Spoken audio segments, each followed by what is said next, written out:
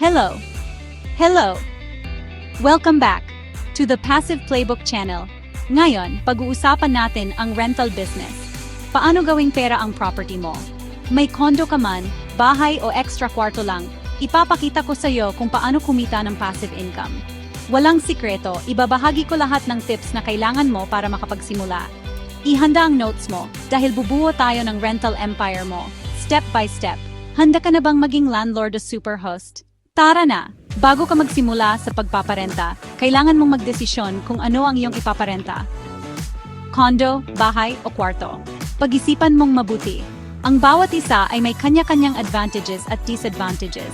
Bawat isa ay may iba't ibang target na tao at pangangailangan. Kaya alamin mo kung sino ang gusto mong maging tenant. Condo sa business districts. Perfect para sa mga profesional na nagtatrabaho malapit at mga expats na naghahanap ng convenient na lokasyon. Isipin mo ang lifestyle nila. Bahay sa subdivision? Maganda para sa mga pamilya na naghahanap ng mas malaking espasyo at safe na environment para sa kanilang mga anak. Extra kwarto? Ito ay para sa mga estudyante na nag-aaral malapit o mga single na young professionals na naghahanap ng affordable na tirahan at may budget. Itugma ang property mo sa tamang tao.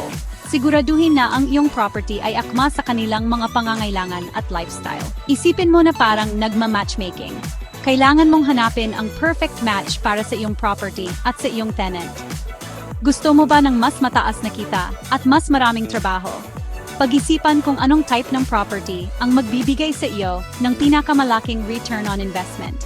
Subukan ang Airbnb para sa short-term stays kung gusto mo ng mas flexible na arrangement at handa kang maglaan ng oras sa pag-manage ng bookings. At maging malihain sa espasyo mo para mas maging appealing ito sa mga potential tenants. Magdesisyon kung gusto mo ng pangmatagalang estabilidad sa pamamagitan ng long-term lease o panandaliang flexibility sa pamamagitan ng short-term rentals. Itakda ang direksyon mo bago ang lahat. Ito ang pundasyon mo sa pagpaparenta. Oras na para gawing opisyal. Irehistro ang pangalan ng negosyo mo sa DTI Online. Pagkatapos kumuha ng TIN sa BR at ideklara ang kita mo sa pagpaparenta. Magbayanta. Magbayad ng buwis, responsibilidad mo yan at nakakabuo ng tiwala sa mga umuupa. Susunod, kumuha ng barangay clearance at mayor's permit mula sa local na pamahalaan mo. Para sa Airbnb o short-term rentals, tingnan kung kailangan ng special accreditation sa siyudad mo. Maraming papeles, pero pinoprotektahan ka nito at ang negosyo mo. Ang lehitimong negosyo ay matatag na negosyo. Gawin mo ng tama mula sa simula para sa kapayapaan ng isip. Ngayon, pag-usapan natin kung paano gawing mas kaakit-akit ang property mo. Oras na para bigyan ito ng makeover na hindi malilimutan. Linisin itong mabuti. Siguraduhin na walang alikabok o dumi. Mahalaga ang unang impresyon, kaya tiyaking malinis at presentable ang property. Ang bawat sulok ay dapat kumikinang. Para sa long-term rentals, i-offer ito na bare para malaya silang mag-design ayon sa kanilang gusto.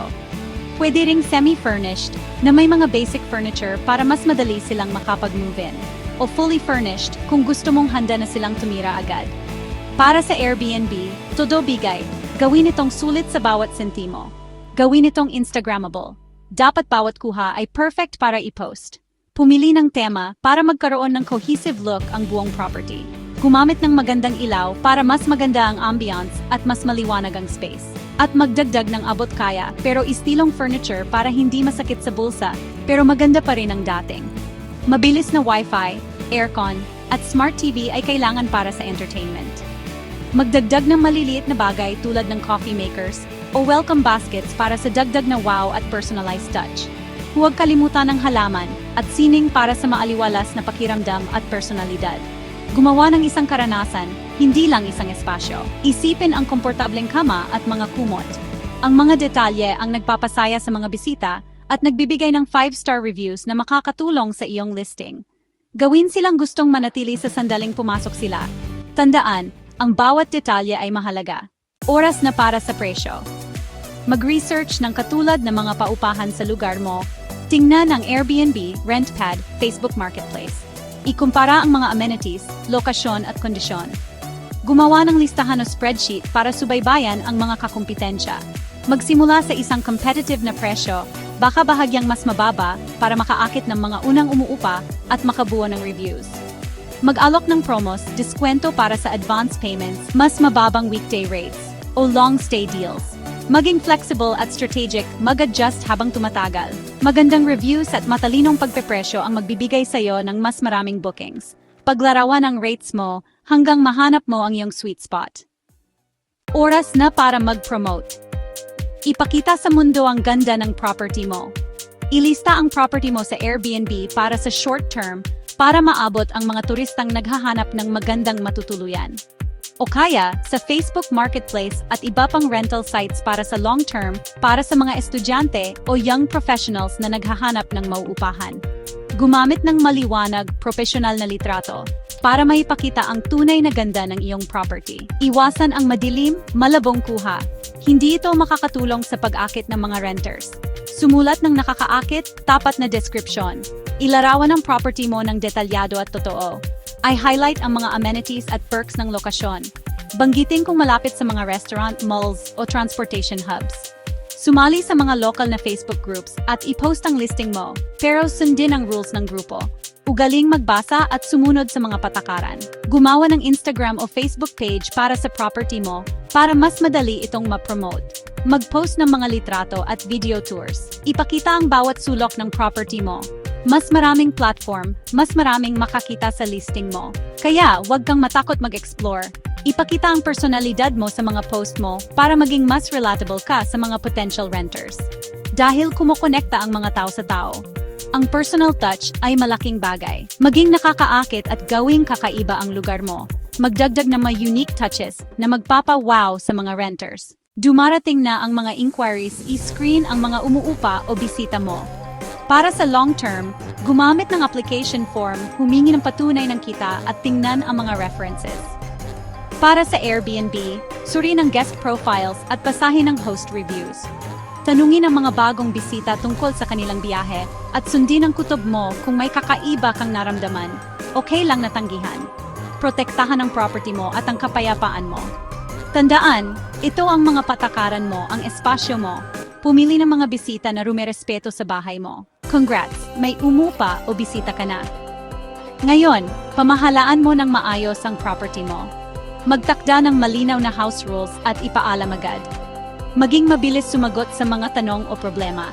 Ang magandang serbisyo ay nagdudulot ng masayang umuupa at magagandang reviews. Mag-schedule ng regular na maintenance at paglilinis para maiwasan ang mas malalaking problema. Para sa maraming property o abalang schedule, isaalang-alang ang pagkuha ng property manager. Mag-delegate kung kinakailangan, mahalaga ang oras at kapayapaan ng isip mo.